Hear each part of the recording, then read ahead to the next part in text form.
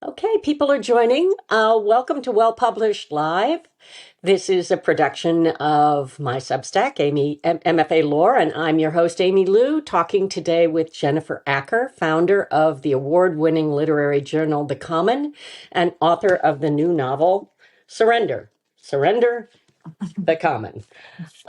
Surrender is published this April by Delphinium Press. Jennifer, your debut novel, The Limits of the World, was a fiction honoree for the Massachusetts Book Award. Your memoir, Fatigue, is an Amazon bestseller. Your short stories, essays, translations, and reviews have appeared in the Wall Street Journal, Oprah Daily, the Washington Post, Literary Hub, N+1, and the Yale Review. Really impressive lineup. You have an MFA from the Bennington Writing Seminars, as do I. We have that in common.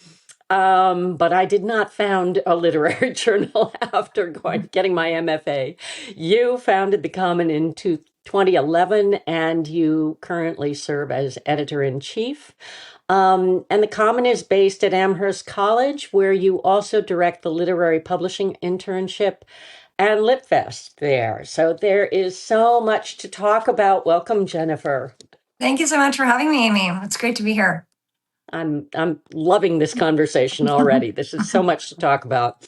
To get going, people are joining. If you guys have questions for Jennifer, you can write them in the chat, and I will try and pay attention. Jen, it's giving me a message that your internet is unstable, but I don't. Let's just roll with I it. saw that too, but hopefully that Okay. won't be a problem. Yeah. Okay.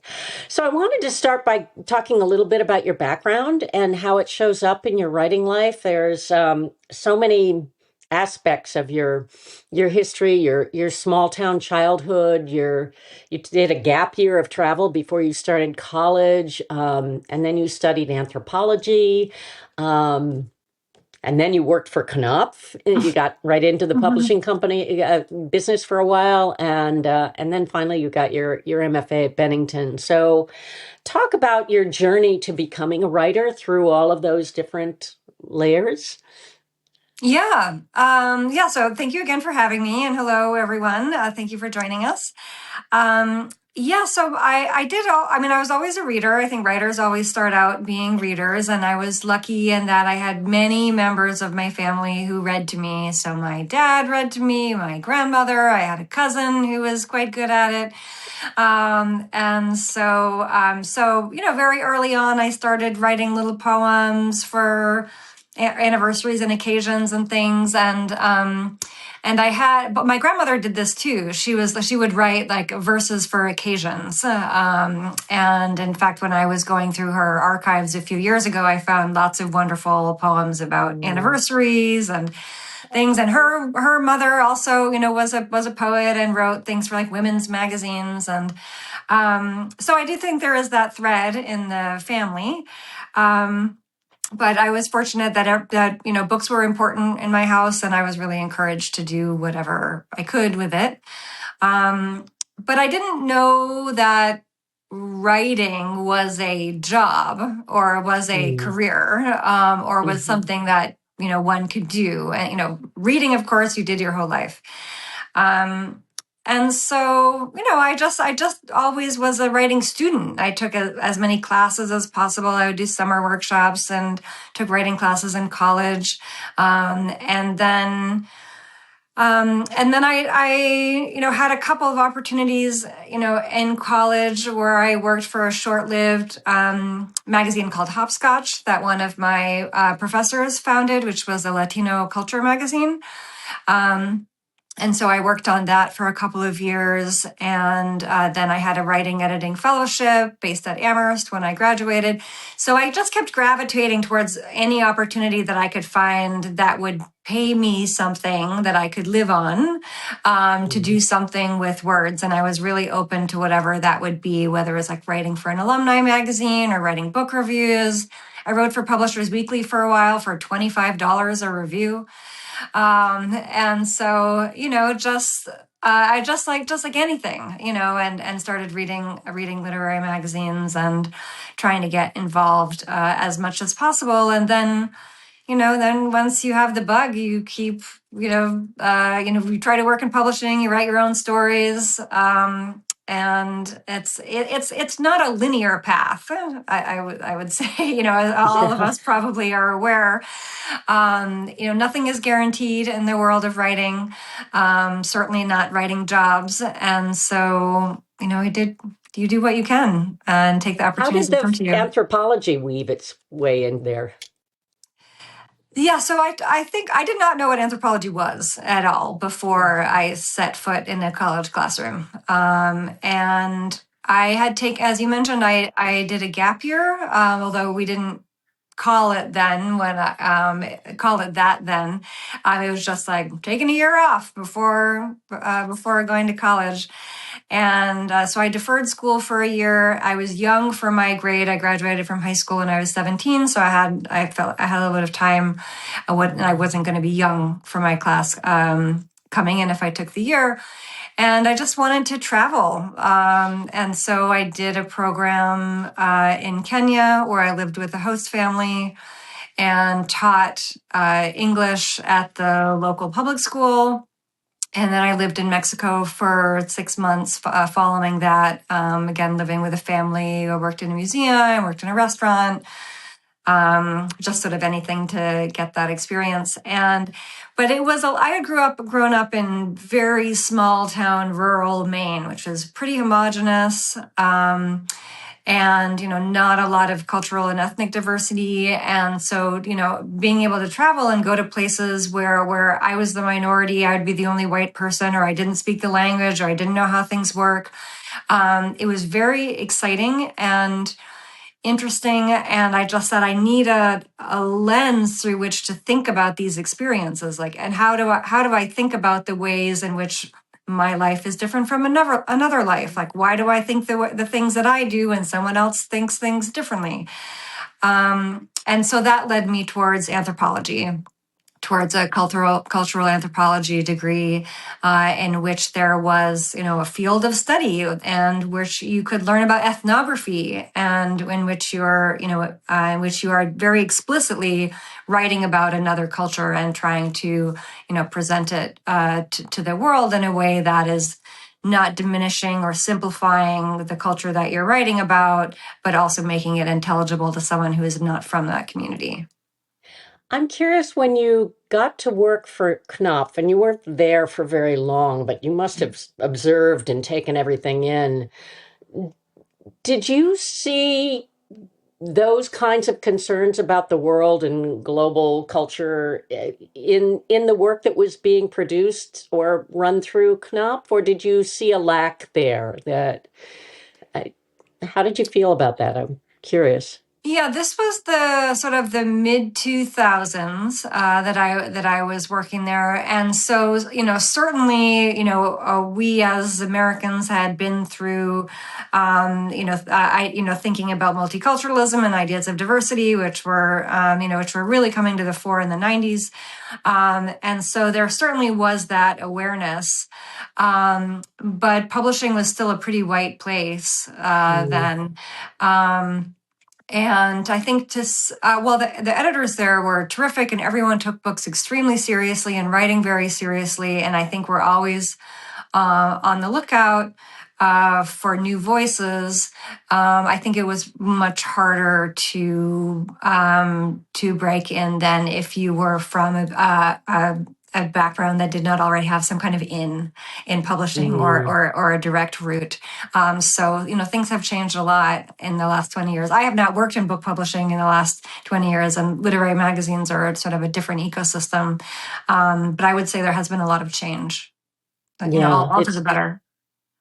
an interesting perspective, I think, and especially since then it led to your first novel, The Limits of the World, which is largely about the Indian diaspora and Mhm. a family that, if I've got it correctly, they're descended from India, but they landed in the grandfather lands in Kenya, and then the next generation ends up in America. So it's that, and then they go back to India. And so tell me a little bit about the challenges of writing that kind of a novel, especially since you're a white person and you're in there, and I know that your husband is of Indian descent. So did you Yeah. borrow from his family for this, or how Yeah. did that all come together? I mean, Yes. As I mentioned, so I just spoke about my gap year when I spent some time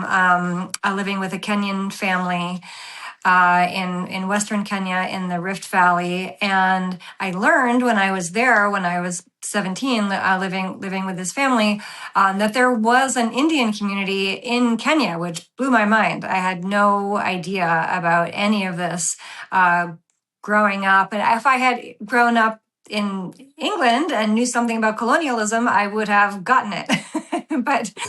but even though I sort of knew what colonialism was, it did not factor in. I did not understand sort of the global migration mm, that had truly occurred, and so that was very eye opening to me.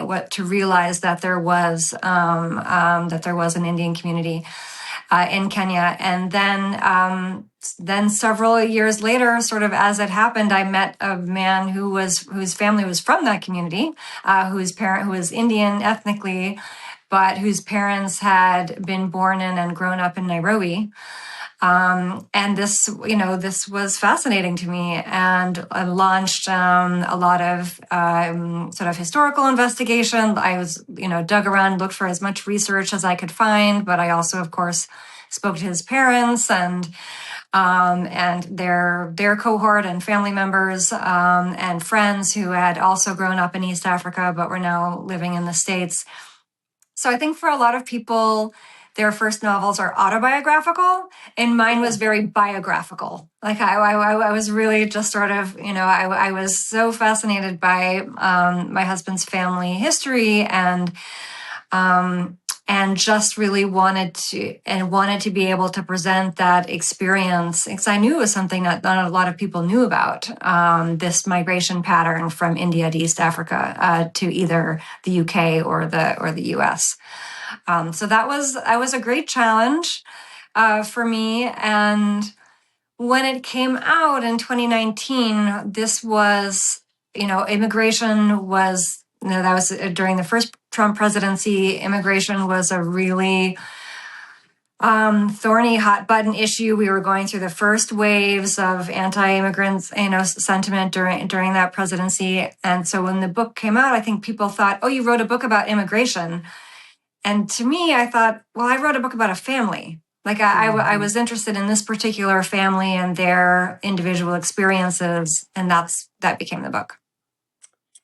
and some of the characters are a bit thorny, and some of the marital relations are tense. And there's a similar marriage in Surrender as well, Indian family. Did that get any blowback from your in-laws or anything? Did they see themselves in that, or did you manage to get them convinced? No, it's totally fiction, nothing to do with you. Well, it was interesting. I was a little worried about what they would think. And my mother-in-law was a very difficult person, as is the woman as is the mother in The Limits of the World. But my mother-in-law does not really read novels, or didn't. She's What a deceased. gift. So I kind of got a pass Oh, on that. But my father-in-law was a very dear man, and he started to read the novel and then died very suddenly before he finished it, oh, which was tragic. And it was horrible. I mean, he was oh. and that and you lose a parent in that way, and it's terrible anyway. But so I knew that he was reading it because he told me, but then I actually don't know what Oh, he ended up that's, thinking about it. oh, I'm so sorry. That is really sad. Um, so on the publishing front, I believe The Limits of the World was published by Delphinium Press as well. Mhm. Right. How did that all come about, the publication? Yeah, I mean, I think I was a first-time author looking for, looking for a publisher, and I had an agent at that time, and well, we had interest from some bigger publishers. In the end, none of them made an offer, and so you look at independent presses. And Delphinium was excited about it, and they were excited about the story, I went through a good editorial process that improved the book.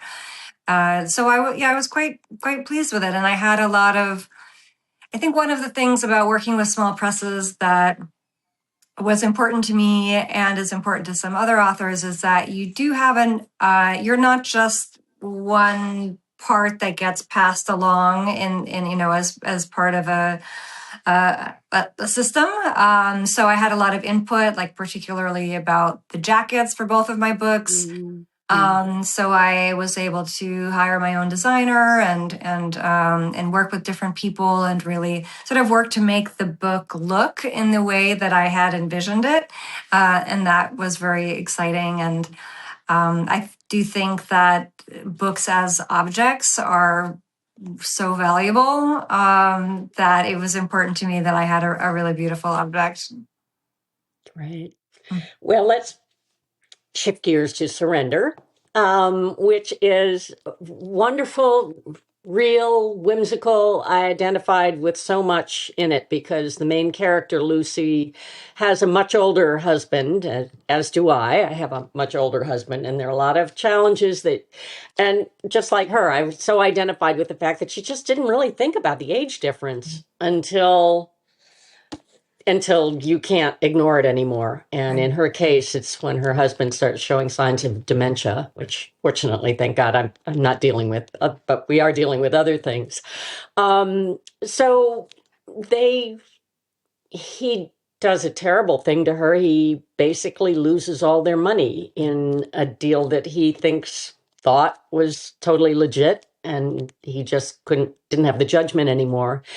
And so she picks up and moves them up to Maine to a goat farm, or to do basically to live out her own fantasy, but her parents' fantasy as well. And then she meets an old dear friend of hers and ends up having a lesbian relationship. And it's because these two themes of older men and younger women, specifically older academic mentors and younger women, and midlife lesbian relationships, is something that seems to be coming up in several of the other books that I've read, including two people that I've interviewed for Live.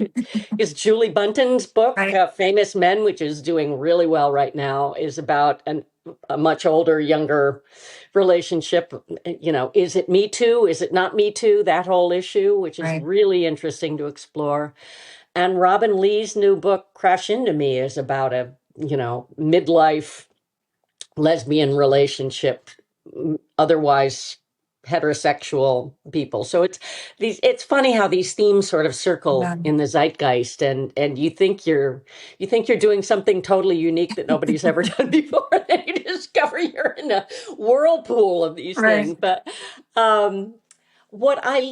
apart from all that, what I loved about this book is that it's really a foursome. It's really, and that I feel, and tell me if I'm wrong, but I felt that the goats were sort of a metaphor for Lucy's own sense of self, her own desires, her own designs, her own independence and freedom. And, so she had this love affair with the goats, and a love affair with Michael, and a love affair with Sandy.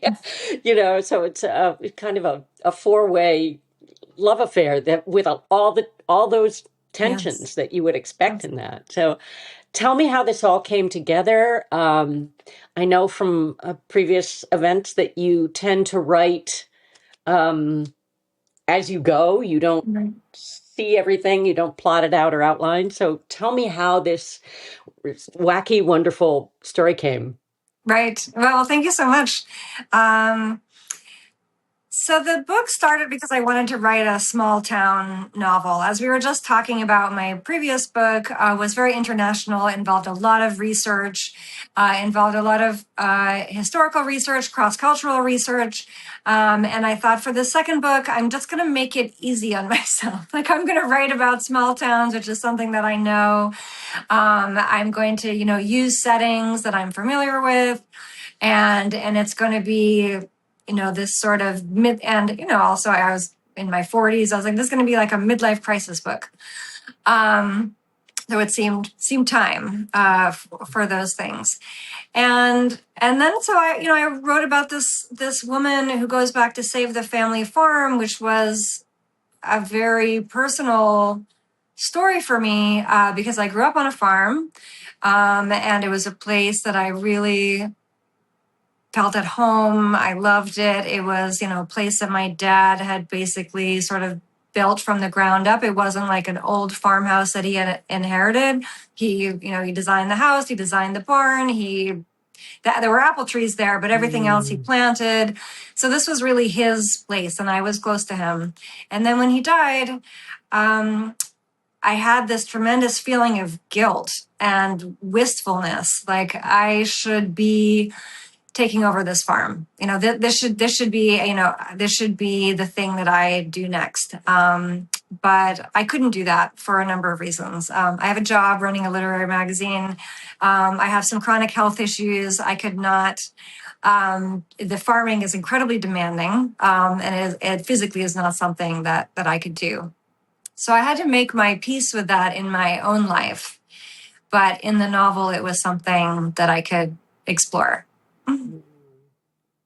And all of those threads, how did they just sort of occur to you as you wrote, or did they come from places that you'd experienced, or how Well, did it come I love together? goats. I've always loved goats, and so I thought this woman's going to be a goat farmer. And as it turned out, the woman who bought the farm that I grew up on when we sold the farm after my dad died, a goat farmer and cheesemaker bought it, and so she was really the inspiration for this main character. I would say the main character is not at all like her in any other way, but she, very resilient, sort of woman, sort of determined to make her own way and do what she loves.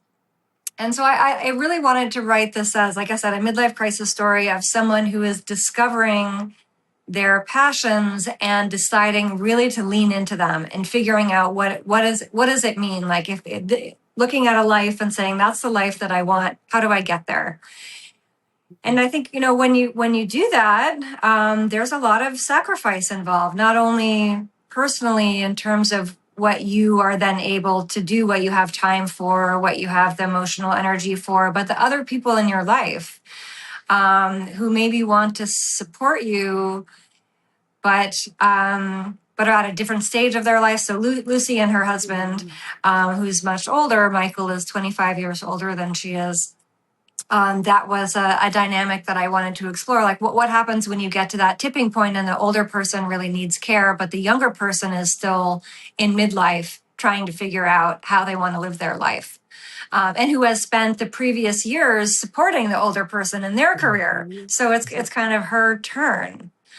And that's really messy and complicated. And as fiction writers, we lean right into that. Yeah. So what's your process when you don't have an outline or a sense of, I mean, do you just have a vague sense of where you're going, or do you just show up at the desk and, whoever's there gets to be on the page that day? I think there was sort of a vague sense. Like I knew that I wanted Lucy to fall in love with a woman, that she was going to be exploring her sexuality, that she was going to be, have that kind of awakening in her life. So I definitely wanted to write that. I knew she was trying to save the farm, but how was that going to go?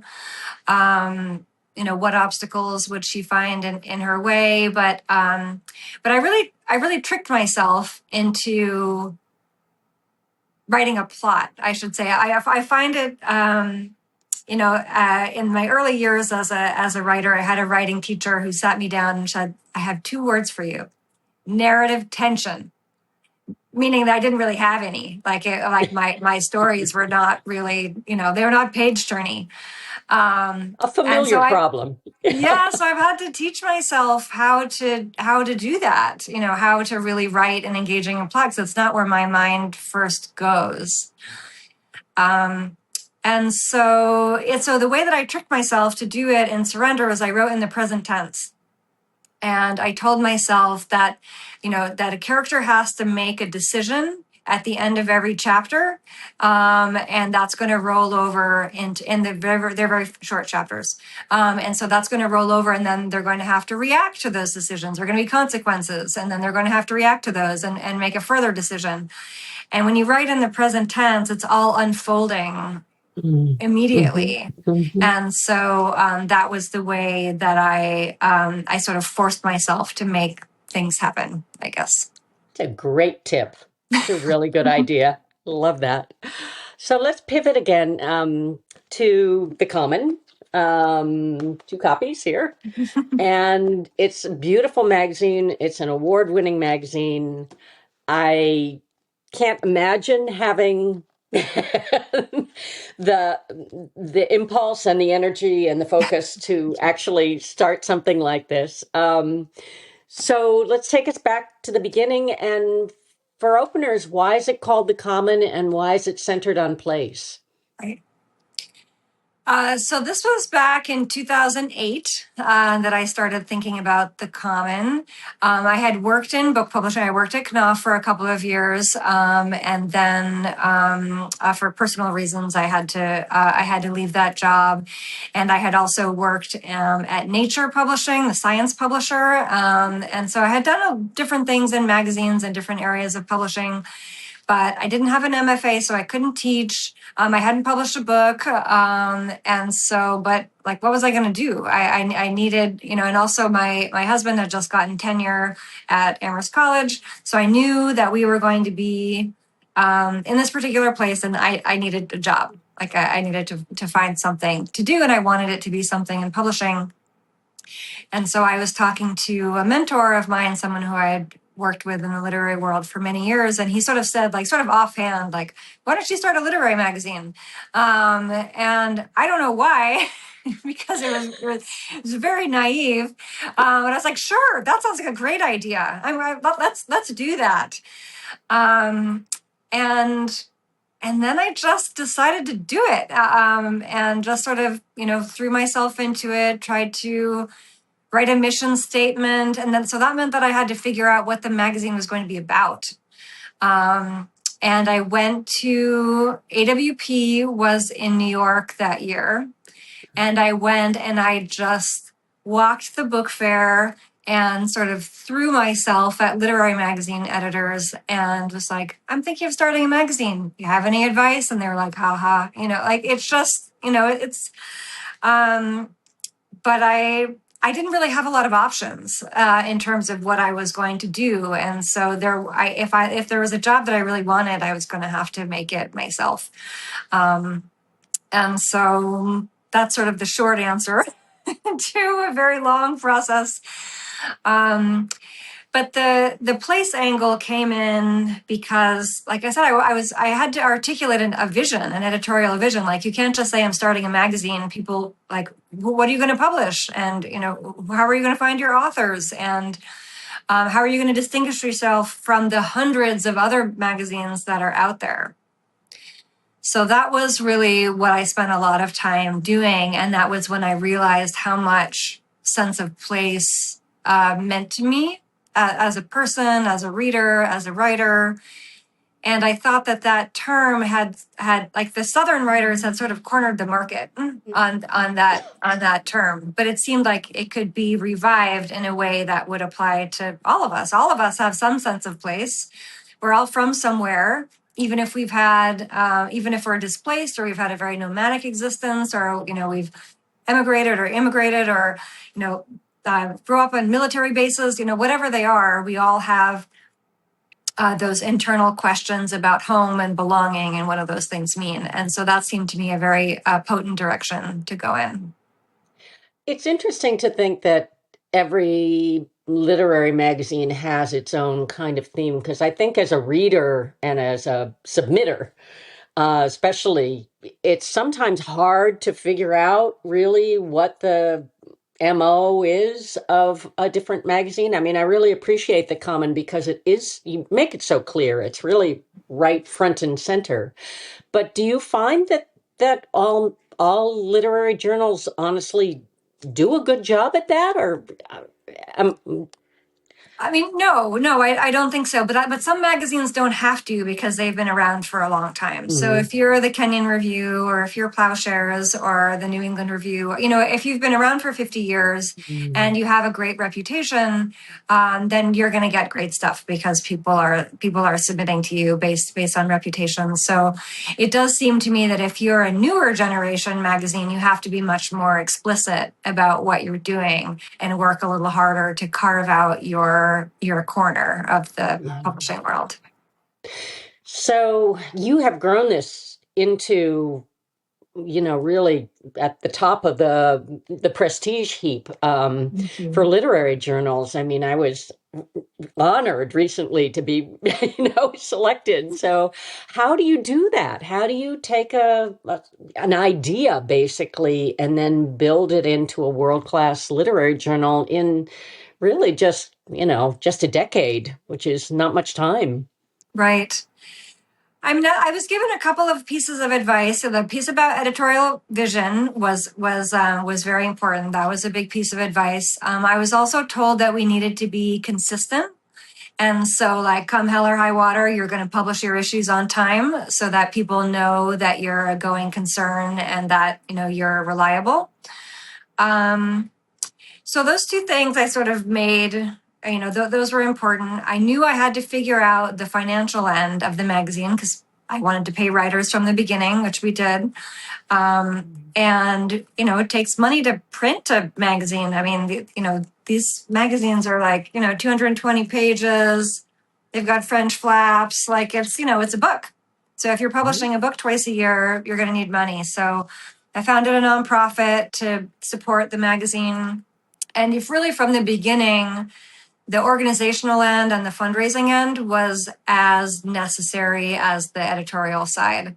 The editorial side, those of us who are writers, like we can figure out how to do that. I would invite myself to parties. I would be like a vacuum cleaner salesman with issues in my trunk everywhere that I went, and just like, try to work it as much as possible just to try to get the magazine on people's radars. But then you have to keep doing it, in a way that makes it clear that you're sort of there to stay, I guess. Mhm. And some of that is like fake it till you make it. You're just like trying to present in a way that you look like you're doing great stuff, even if behind the scenes you're staying up at night and tearing your hair out and wondering where the money's going to come from.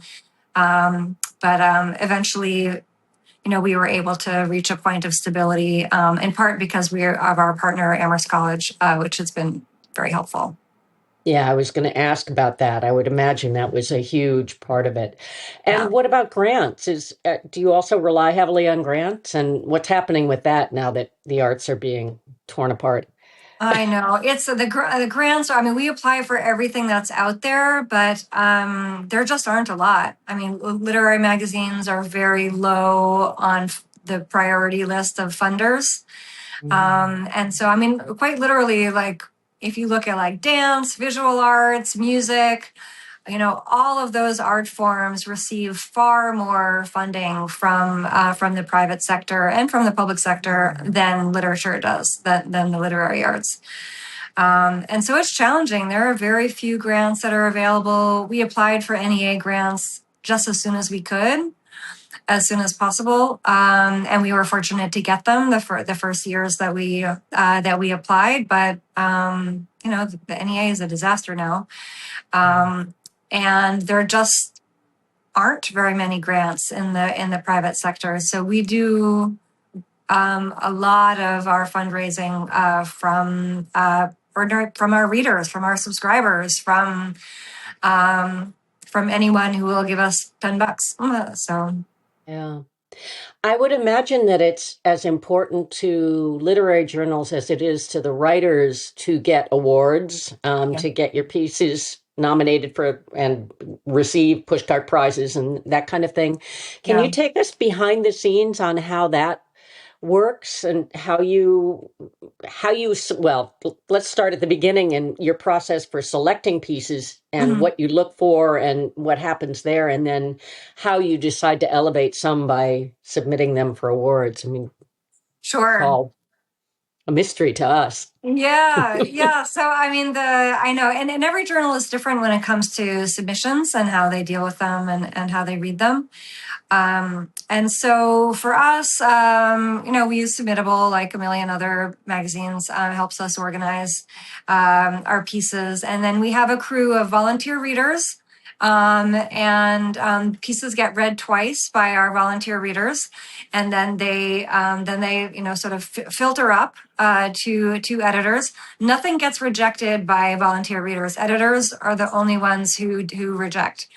Oh. And so when the editors see literally everything, they're not reading every Um, word of everything, but they see everything. And so, which is why we're a little bit behind on our queue. If anyone has a piece waiting, we are very sorry, but it's because we're really reading.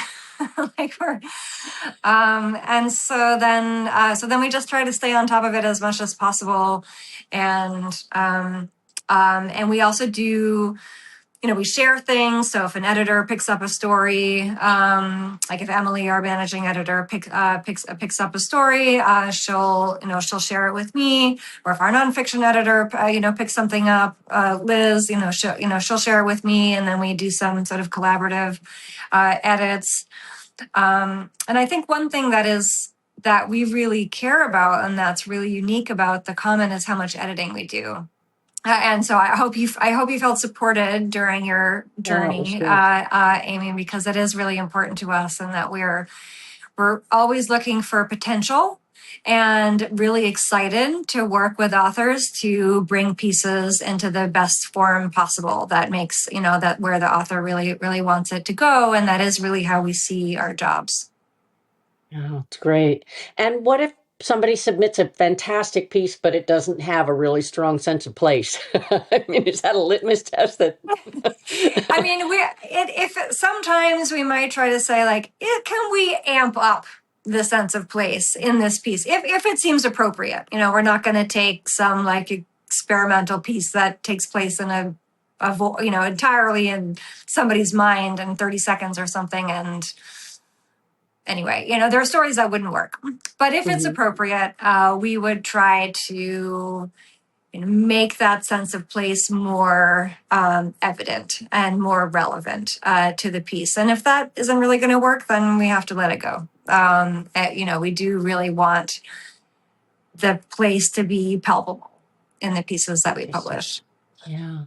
And what about the process then of elevating? Well, step back because you're online and you're in print. Right. So how do you decide which gets into which? That seems like a universal question right now with so many magazines being both, and Right. they're a little different, I guess. Or how do you juggle that? Yeah, it's interesting. So for one thing, we have different columns on the website than we have in the print magazine. So online, we publish short pieces called dispatches, and those are either poetry or essays, and they're short evocations of particular places. And that is also the best way to break into the magazine. If anyone is like obsessed with some place and wants to write a little essay about it, I highly recommend you send us that work. And then we do interviews and book reviews and some multimedia pieces. So all those things are sort of online only. And then it's largely by length. We publish more flash fiction on the website than in print. If we've got something kind of long and complicated, we feel that it should go in the print magazine because that's where readers are bringing more focused attention. Mhm. And sometimes it's about timing. Like we want to get something up quickly, or if we publish excerpts from forthcoming books, and so if we want to get something up in a timely way, we'll do it online. Great. And then back to the question of awards and how you decide what to elevate, what to submit, and who does Right. that. Yeah, it's a real collaborative process in which we sort of sit down. I mean, you don't for some pieces. We have no say, or like some anthologies, like Best American, you don't nominate pieces, you just give them your issue, and then they choose or they don't choose, and you don't have nothing to do with it. The only place in the only award anthologies that I can think of at the moment in which we have some kind of nominating role are the pushcart prizes. And those are pretty limited. We get to nominate 6 pieces, and we generally try to do, 2 stories, 2 essays, 2 poems, and then we talk about it as a group, and try to come up with the pieces that that we are really excited about, that our readers seem to be most excited about. But then the pushcart people also have their own judges, and they independently nominate pieces too. So it's sort of a 2-way street, and sometimes they meet in the middle. Yeah, got it. One of the things that's so great about the Common is the sense of community that you create with, subscribers and submitters and people who've been published, and then you've got this literary festival that you do, and there just seems like a lot of stuff going on through this hub of the Common that's not just the what gets published in the magazine. Yeah. I have to assume that you think that literary community and networking is a really important part of being a writer and being in the writing world. What's your philosophy there? Yeah, I do think that very much. One of the reasons why I wanted to start a magazine was to build a literary community. And so I'm always thinking about ways to bring people in different ways and different angles. So over the years, we've gradually added programs that serve different kinds of writers and serve them in different ways. So right now, we're running the Common Young Writers program, which is for high school students. And so we developed that during the pandemic as a way to help teens and parents who were tearing their hair out, trying to figure out, how to fill the summer, what to do with themselves. But it's a way of, reaching a demographic that we don't normally reach, and we offer scholarships. So, and it's, much lower cost than an in-person program. And so, sort of piecewise or step by step, over the years, we've thought about ways to engage people in different ways. And, a magazine is nothing without its readers. So you want to, cater to readers and serve readers and give them exciting things to think about, and give them opportunities to be a part of the magazine. We just, opened up a line of merch, which is not something that I could have imagined that we were doing, 15 years ago, but it seems so much fun. Like that, that's also a way of belonging, of having, people be a part of this magazine. And so, just like little things. We're a very tiny staff, but we have the benefit of having a small fleet of Amherst College students who work as our interns, and they're just terrific. And so, we train them and supervise them, but they do an amazing job. And I think that gives us more bandwidth than if we were just the 3 of us adults and, various section editors trying to keep things going. But we do have a big group, and there are lots of people who do, their one thing or their 2 things, and we're very fortunate that they do such a great job and are doing it, mostly as a labor of love. We provide a stipend, but it's not a job. And what about the college? Are there people on staff at the college who work with you on developing some of these ideas and providing, you know, yay or nay? Do they have a veto in this? How does the relationship with the college actually work? Yeah, so the relationship with the colleges, I would say, mostly through events and through the students. And so I think the college is perfectly happy for us to do what we do editorially, to run that side of things, and then the student interns who work for us get paid by the college. So this is a job for them. So the students Not by receive. you. Yeah. The students get paid by the college Great. to work for us, which is fantastic. Um, and then we do the annual literary festival, and that's very much something that is sponsored by the college, and we're very lucky to have that support there. Tell me about that. How does that work and who gets to come and how does that all operate? Yeah, so LitFest, I started it as part of a partnership with the National Book Foundation in 2016. And I think that was the first year, yeah, 2016. And so that I pitched it to the then college president and say, we could have these National Book Award finalists come to campus and and give craft talks and do public conversations. And that sort of grew a little bit into a literary festival called LitFest, which happens every year in the spring. And I direct the festival, and I work with a wonderful group of people who are all Amherst College employees. It's a joint venture between the magazine and the college.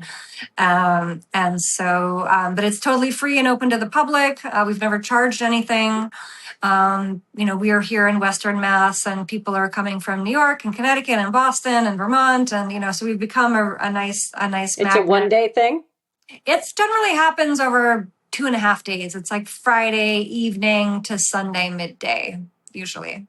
Oh, that's fantastic. And how many people do you have a count of how many people come through on a typical year? Yeah, we have about 1,000 people who come, maybe. Hmm. Yeah, that's great. Yeah. And can authors submit their work and try and get in, or is it totally you decide who you want and you extend the invitations? It's 'Cause mostly by invitation. We have sort of specific sort of slots that we're trying to fill in terms of genre and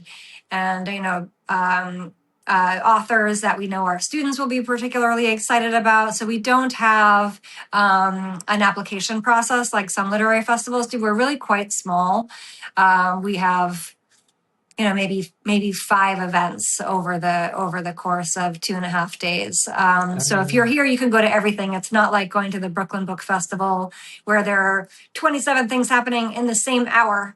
yeah, or the And LA they're Times Book Festival. Yeah, yeah, yeah, yeah. So exactly. it's not like that. It's bite size. Like you can come for the weekend, you can go to everything, have a very engaged time, see some big name authors, really, have you feel very connected, without feeling like, oh, I missed all these other things. But the flip side of that is that it's a smaller number of events. So if there's a publicist or author listening, they basically need to make a personal connection with you somehow. Yeah, you can Yeah. definitely pitch me. You can definitely pitch Yeah. me. Yeah, my inbox is open. Well, this is great. I did want to just talk about your life balance with all of this going on. And I know you have an issue with chronic fatigue syndrome, and I've been having conversations with various people on Substack notes in the last few days about depression and exhaustion and fatigue and not Right. people who don't necessarily have a medical issue, but the world is so exhausting right Yeah. now and we're all looking for trying to figure out shortcuts or survival mechanisms. So how do you do it? How do you find a balance between all the Right. work for this magazine and writing your own books and managing a chronic illness? Yeah. I think because of my illness, I have learned to be very strategic and pretty disciplined. And so I know what my limitations are, although I'm not always good at respecting them. And so, so this spring I was running the magazine, but also I had a book tour for Surrender. And so I went on this book tour and I started to get worn down. And I did not pay attention to myself in the way that I should have because I was so excited about this book and bringing the book into the world. And then I had to cut my tour short because I was absolutely exhausted and I got really sick. And so I'm, sort of slowly recuperating from that. But that is the reality of my illness, and I needed to do a better job of managing it during the tour. So I have been living with this for 10 years, but I'm still, it's nothing. Life is never the same, so it's hard to apply the same lessons to every scenario. But it also means that, if I'm going to write and work on my own stuff, I have to really set aside the time to do it. I can't get up early and I can't stay out late, and I need to eat regularly. I need my sleep. Like I really have to take care of myself.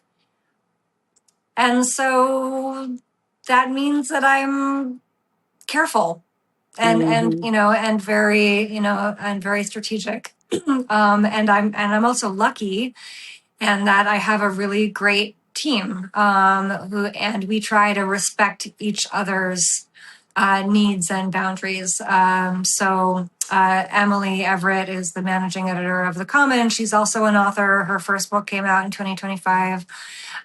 So we know that we need to give each other space and cover for each other, and that we need to take August off.